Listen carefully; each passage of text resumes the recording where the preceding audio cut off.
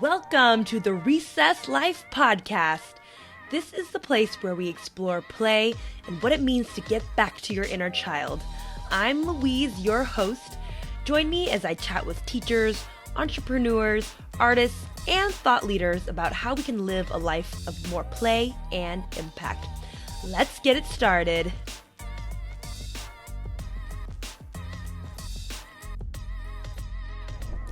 Hello, Recess Life listeners. Here we are, yet another week of shelter in place due to the coronavirus epidemic. In California, we were just informed this week that our shelter in place mandate will be extended until the end of May. Not surprising in a lot of ways. I am hopeful that this will be the end of it, but who knows? And even if the restrictions do get lifted, I'm sure day-to-day life is still going to look very different. We won't be going back to normal, quote unquote, anytime soon, if ever. So I have been just taking everything week by week, day by day, and that's challenging. I think that's challenging for our little human brains to wrap around. How do we sit in the uncertainty of not knowing what's ahead? My philosophy has been to create as much as possible through these podcasts, through my own creative projects of playing ukulele, taking dance classes, making videos, it might mean making one TikTok video and being very happy with that. That has been my remedy for myself. So I hope that you are finding ways to do that in your own way, whatever that looks like. So today's conversation is with Kirsten Anderson. Kirsten and I were connected late last year because we both run in similar circles in the play world, and it was so lovely to connect with her. We met online and had a conversation and realized we had a bunch of friends in common and a bunch of connections. And we also talked about how we would be attending the same conference this June. The same conference where I met Chris Lukey at, the person that is on the episode previous to that, along with a bunch of other great friends that I've met. But as we all know, a bunch of events and conferences have been canceled for this year, including the World Domination Summit. So Kirsten and I will not be able to meet this year. So I was thrilled to be able to chat with her for this episode. Kirsten has a company where she uses play as the tool to work with companies, teams, and organizations to help them better communicate and connect with each other. So you can imagine her work has been significantly impacted during this time. We actually started the conversation with a story of how she was about to run a workshop that day when the pandemic was announced and how that affected the workshop. I'll give you a hint. It didn't happen. So we talked about how she dealt with that and how she is pivoting some of her business and what it is that organizations really need right now. And we also talked about how it is more important than ever that organizations and teams are checking in with each other and using play as that tool to do so.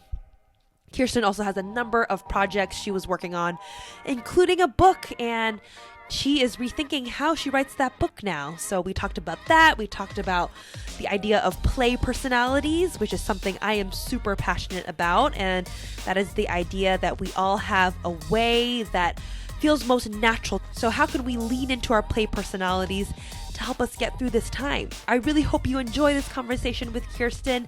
I will link her website, her Instagram, and any other resources in the show notes at therecesslife.com. Enjoy this conversation. Feel free to reach out to me on Instagram at The Recess Life. I would love to hear from you. Thanks so much for tuning in. Enjoy this conversation with Kirsten Anderson. All right, everyone.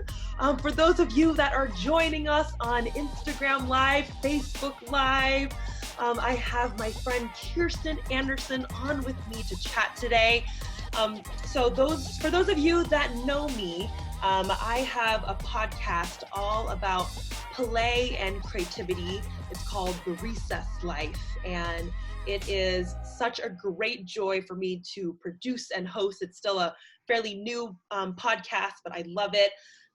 But when the whole coronavirus crisis started, I stepped back and decided to just take a pause on some of the episodes I had recorded. And I'm still really excited about those episodes and I can't wait to release them. But I knew that I just needed to slow down and to just chat with people in my world, people that I consider friends, and talk to them about how they are dealing with this time, how they are rethinking play and creativity for themselves, and sort of what we can learn from them during this time. And I know I need this for my own soul because this time is definitely not easy. So I am thrilled to have Kirsten on. Kirsten and I are just connected fairly recently, as of late last year, just both being in the world of play. And we have a number of mutual connections. So we just connected on that level. So, and if anyone wants to ask us any questions during this time, either on Facebook or Instagram, please feel free. If there's any technical issues that you're hearing that we may not be aware of, feel free to let us know. But yeah, we're gonna get started with our conversation. Kirsten, how are you doing today, my dear? I am good. Yes, I'm happy to be here. Thank you for inviting me. Yes, thank you for joining me and rolling with this whole live situation. I know this is new for you, and as it was for a lot of the people that I've talked to so far. So I know you're based up north of me in Canada, right? Mm-hmm. So when everything started happening, maybe in your part of the world, what were you up to at that time? You have several, you have a company that you run, but you also have a number of projects and a busy personal life. But what did your life look like when this whole coronavirus crisis hit? Well, my life literally, as the pandemic was declared, I was just going into a facilitation. One of the most popular things, the bread and butter of my business, is really Lego Serious Play. So that is working with corporate teams on a vast array of topics, whatever the challenge that they're dealing with. We come in with the Lego and we work through by creating metaphors and stories and having everyone share equally. So we had Lego planned for 120 people at Electronic Arts, actually. And we were doing 4 sessions of 35 people each. And the pandemic had just been declared like within hours. And so we were like, okay, well, it's not really here in Vancouver yet.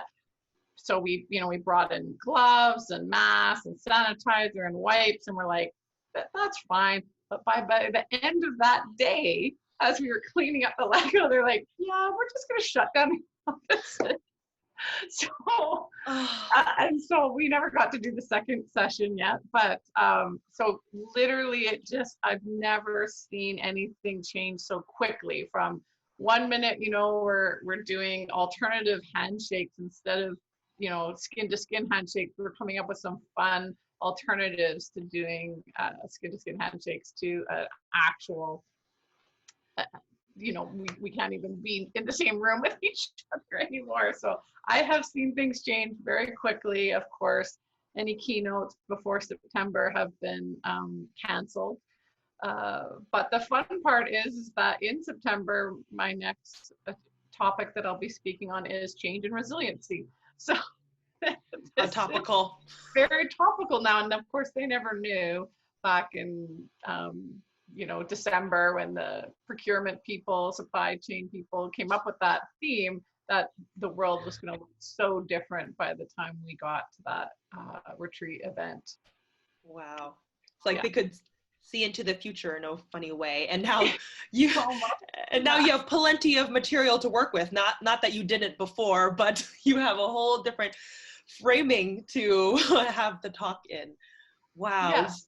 Yeah, that has been such this whole crisis happened so fast in a way that I think a lot of us haven't even had time to fully process, because it felt like one day everything was normal and then the next day everything changed. And we all have been impacted in such a unique way around this, and it has happened so fast. And your work, which is about helping people to communicate better and work together through play. I mean, it is all about how do people do that in real life together. And, you know, you had to cancel this workshop the day that it was supposed to happen. How has that made you rethink how you do your work and your mission around using play as a tool for these very, very important things that are still important? Yeah, not only are they still important, but they're more important than ever. And so because we've gone virtual, remote, distant, however you want to word it, we need connection more than ever. And there's nothing like play and playfulness and to bridge those divides. That session that I was doing before was on bridges to belonging, and bridges to belonging are something that we all need, no matter what industry we're in, what type of workplace we're in, and whether we started off as a solopreneur and we need to bridge connection with other colleagues or potential clients, or whether we're in a large corporate team structure and we're trying to bridge connection between people that live in other parts of the world. And so now we need to, not only do we need to figure it out, how do we do it remotely now, but we need to figure out how are we going to do it once this is, once we're on the other side of this and we're in this new normal that we'll be looking at. You know, what do we want to be different and what do we want to change? What do, you know, how do we want to adjust the way we work together and you know, play with possibilities, my favorite three words. So yeah, that's what I'm playing with now with my, not only my business, but other people's business is looking at that with them and taking that time to pause and reflect and reevaluate and say, you know, this really works for us and this doesn't really work for us. And you know, what else can we try and experiment with? This is a great time to be able to experiment. Yeah, because we're in a time that we've never experienced before. So that is the perfect time for innovation and creativity when you're being thrown into an unexpected situation. Yeah, this world of that we are going to be living in for a little bit virtually, that it is, play doesn't go away because we're not in person anymore, right? And I think it could very well be something that we forget about. It could be something that we could forget about if we're not conscious of it. So having to step back and how do we integrate play into this new world that we're in? With some of the companies that you've talked with so far, what have been some of the main challenges around creating connection, and what have you come across that you've seen as some of the consistent challenges that they're in this new world now? One of the ones I'm hearing is around expectations. So when we have expectations, sometimes we're setting ourselves up for disappointment, and that expectation that everything should be the same. So whether that be a teacher that is translating their curriculum to try and be online now and just is transposing it directly, or a speaker that is going to, now they're doing virtual keynotes, or you have an office full of people and you're trying to translate all that work. There need to be accommodations and flexibility and changes in the way we communicate and the way we meet with each other. And to think that everything is going to be the same as it was, but online, is an unrealistic expectation of each other and of the work itself. So we need to make adjustments, and also really listening to the people that we work with. And so I think that is a big adjustment. A lot of the time when we're in a work environment, we might be checking in. Maybe we have a Monday morning check-in, But how often is that about work only and not about how they're doing personally? And right now is so important to really check in with people emotionally and then create some space to act on that, to make sure that person is supported. Because some people are really cycling through, as you said, they're cycling through, you know, being stuck and not knowing, feeling a bit paralyzed. I don't know how to deal with this. To okay, I'm feeling super hyper productive, and then cycling back to somewhere in between where it's like a little scattered. I'm not sure if I'm being productive or where I should focus my energy. Should I do the dishes now or laundry because I'm at home? Yeah. So and we can't expect like, oh, okay, I had that low and now I'm just going to stay up all the time. You know, it can potentially cycle or go through different positions. We were doing this playful exercise yesterday where we were representing our current emotion with a physical action. And I was doing this looping action, and the person I was speaking to said, "Oh, that's like a dolphin." And I said, "Oh, I love that you interpreted that as a dolphin because I certainly identify with dolphins." And I think that's a fun exercise that people could do at the beginning of a stand-up meeting, a virtual stand-up, at the beginning of their meetings, to have that physical facial expression that expresses, and then maybe say like a couple of words to describe that emotion. And it's a quick way. I've even heard from some people, oh, it's taking too long to have the check-in at the beginning of, but yet it's so important. And there are ways to shorten it so it's a little bit more concise, and yet we're still getting that support. Yeah, I love that little exercise that you just named. Have you found any other helpful exercises using play for virtual teams or people connecting virtually to connect and check in with each other? Because I think, gosh, that could be so useful right now to so many people. Yeah, it's actually interesting you should say that, because I believe you know my dear friend Gary Ware. Uh-huh. And so we are doing a class workshop, I guess it's 2 weeks from today. So the 23rd of April, and that will be on change and resilience. And so I think we're calling that playing with the cards you're dealt. And so we will have like 3 games in there that really emphasize a lot, kind of improv philosophy of yes and yes let's, and really like looking at the agility and adaptability of our way we approach work and the way we approach communication with people, whether you're in a large team or small. Mm-hmm. Ooh, that's awesome. And people can just find out about that workshop on your social media. For sure. Yeah. My Instagram, Gary Ware's Instagram. Yeah. That's amazing. Yeah, well, it'll be a participation, playful. It will be very interactive. It won't be, speaking at the front of the room at people. It will be definitely where people get a chance to play. Yeah, that's great. Yeah. And I actually think this virtual world is causing us to really do that intentional check-in even more, maybe in some ways, because I think when we meet in person and when we see each other in person, there can be the assumption that that we're all in the same room, so we don't need to do a check-in. We're all here in person. We're all present of mind and body, right? So why do we need to check in? But now with this virtual world, everyone's scattered all over the world or wherever they live.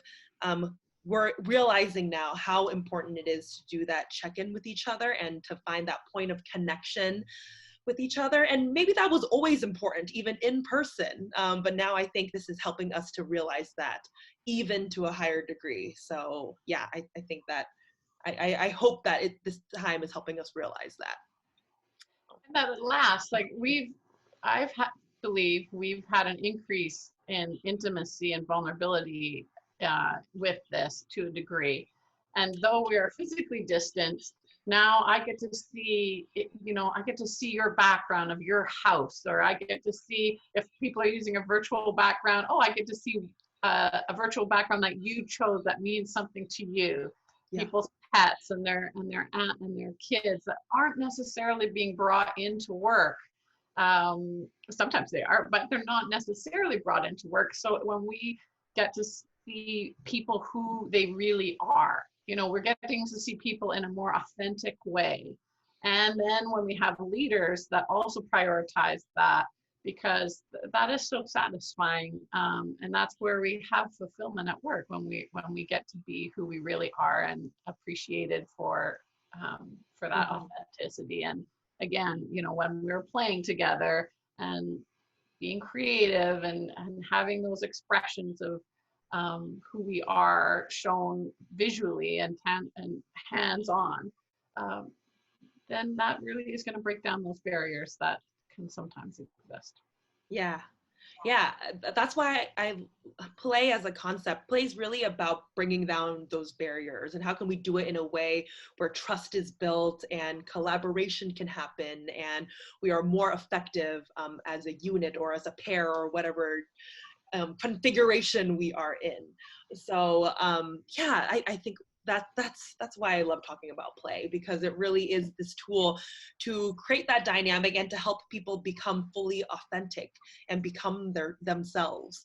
So and I do love that this whole crisis for even some of the silver linings is that we are getting to see people in all of their sides, right? Not just the side that they bring to work, but the side that they have when they're at home and having to deal with childcare and all their errands that they have to do around the house. And I love even seeing like Ellen DeGeneres doing a show out of her own house. It just makes her seem so much more human. So it really is this interesting opportunity right now with everything that's happening. How are you personally getting through this time? Has this affected the way you think about play and creativity for yourself? I know you have some personal projects that you were working on before this all happened. Have you had to pivot or change the way you do those projects, or change the way you connect with others? How has this affected you personally? Well, there's a couple different sides to that. One, the personal side, which really impacts the work side, which is, how does one get through the day? How does one remain positive and productive? And what type of pressures are we putting on ourselves to be productive, to pay the bills in such a stressful time financially with, keynotes being canceled and things.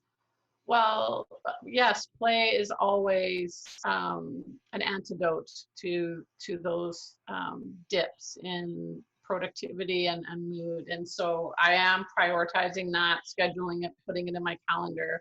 And sometimes that looks like, for me, is a dancey walk. And so I'll go for a walk where there isn't a lot of people, and I just put my music on really loud and I dance. I literally dance in the woods. Good. Like, people might catch me and I might be embarrassing, or I will have made their day because they will be laughing at me, and that is fine. Sometimes, or I had a creativity exercise the other day, and let's see if you can see this, but it was just like, make some shapes and then make some little faces in those faces. So amazing. trying to prioritize some creativity and some movement play. And we used to do like board games once a week with the family, and now we've been doing a short game every night after dinner.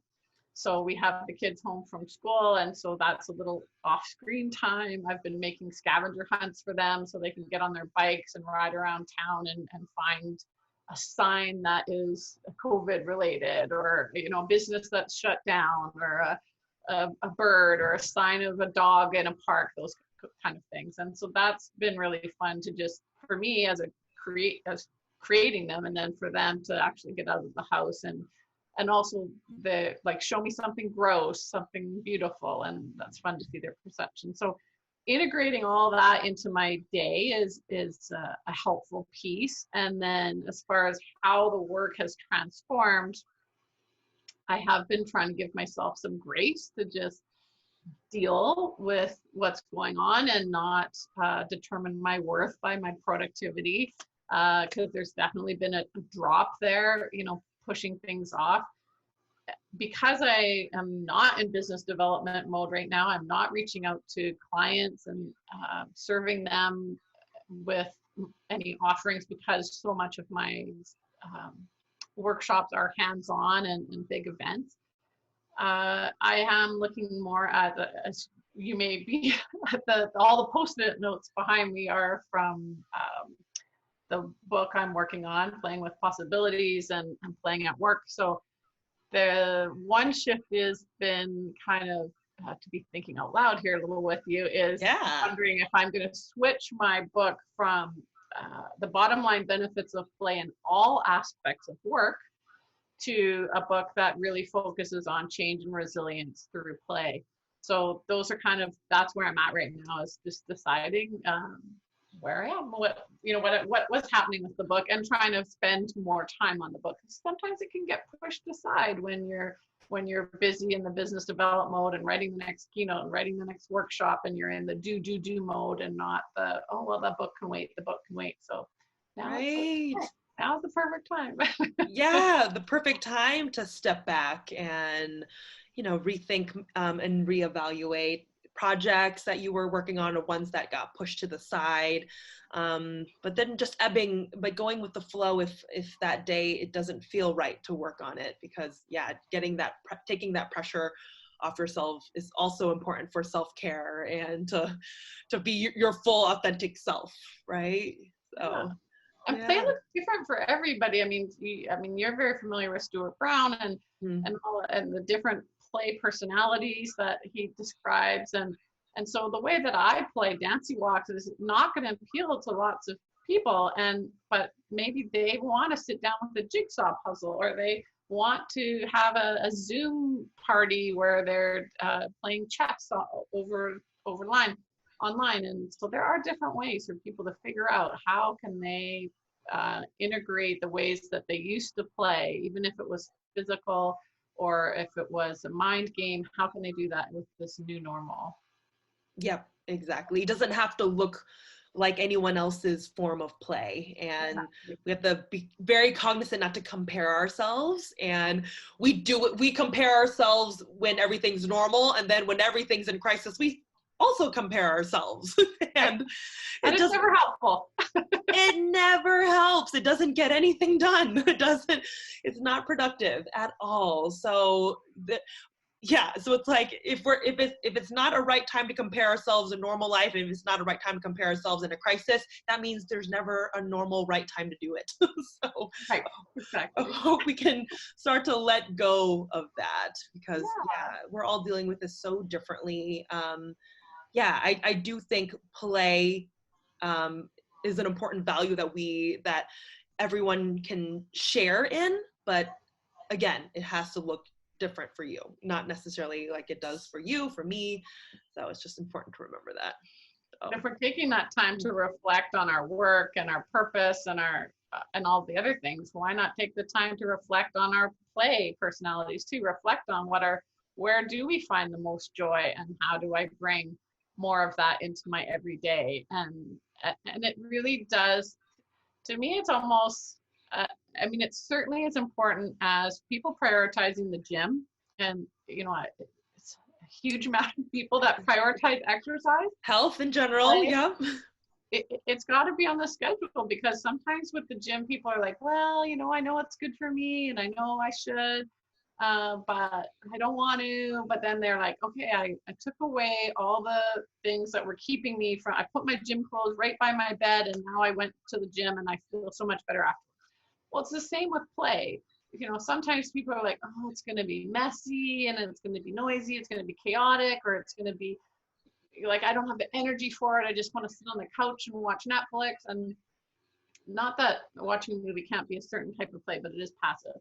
But if you want to do the play that really brings you joy and energizes you, that you feel better afterwards, then identify it, reflect, and put it on your calendar. So it's there as a way to not just distract you from the negative, from the feelings that are dragging you down, but to energize you and have a feeling that because we can't be happy all the time. Like no one is No. expecting that, and play is not like this thing that is just going to be an all-encompassing solution to your whole, like, so you can be happy 24/7. It's something that is going to lift you, Energize you. and give you insights and help you with your personal development, but you will still feel all the feelings. And Yes. that's the beauty of life. Yeah. And I love that you compared it to exercise, because that looks different for everyone, right? Some people like going to the gym. Some people want to go for a run. Some people want to do, at home body weight workouts. There's just rowing, Peloton. There's so many different things. Do you have any suggestions or methods for figuring out what your play personality might be? Because I think for some people, they have forgotten what play means for them, and they aren't sure what that looks like. I know for me, what really has helped to get me to figure out what that is to go back into my childhood and to think about, okay, what did I love doing when I was a kid? And I would sing around the house at the top of my lungs. I was a super energetic kid, and I would jump on the couch and dance around the house. And that was always who I was. And so getting back to who I was when I was a kid, that's been how I've discovered what my play personality is. But anything besides that you know of? Or did I or did I say the whole thing? I think there has to be. Yeah, no, you described it perfectly. And that's definitely one of my favorite questions to ask people, is for them to go back in time and picture that when they even one of their first memories of play can help. And then if that doesn't come to mind right away, what was an overarching theme or a favorite toy, a favorite object that they like to play, a favorite place they like to play. So you can really kind of take it in multiple areas to look at, to get those clues, because basically that's what we're looking for, are clues. It's a treasure hunt from our memory banks. And so and there might be multiple ways you like to play as well, depending on the setting or who you were with. Who did you like? So the who, the what, the when, the where. So maybe go through all the 5 questions. And really spend some time reflecting on that childhood piece. And then what I get super excited to hear about is when people make those connections between what they're doing now and what they used to do then. Whether it's missing or whether it's showing up for them in adulthood. And sometimes it's showing up for them in work, and sometimes it's showing up for them outside of work.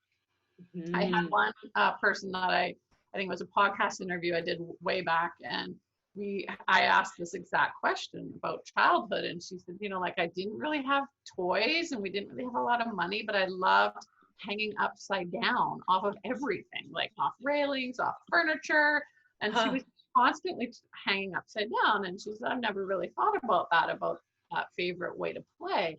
And then she's like, and now you mention it, like now I spend my life working with clients and flipping their situations upside down and looking at their challenges from a totally different angle, from a different perspective. Oh, wow. And she made that link between viewing the world upside down as a child, hanging upside down, looking at everything upside down, to her business now, helping people. And I just loved that. Wow. Yeah, because it's so obvious to us how we were as a kid that we don't think of it as being unique or special, right? It's like, oh, I like to run around and sing. Didn't every kid? Not necessarily, right? Yeah. So getting into those nuggets around who you truly were when you were your most uninhibited self, which is when you were a kid and you weren't told you had to be a certain way or look like this or be like that. That's who you truly were, and tapping back into that essence, and then connecting it. And if you're able to connect that back to how you work now, or maybe it'll help you realize that you've been dismissing that part of yourself. Right. What a gift that would be. Oh. Yeah, or even if you haven't dismissed it, maybe diminishing, even like just washing it down to a little small part of your life. And what if you expanded that? What would be possible for you? for joy, increased joy in your life if you expanded that part of yourself that has been a little diminished, that joyful piece from your childhood. Yeah. Yes, absolutely. Ah, love it. Oh, Kirsten, thank you so much for jumping on with me today.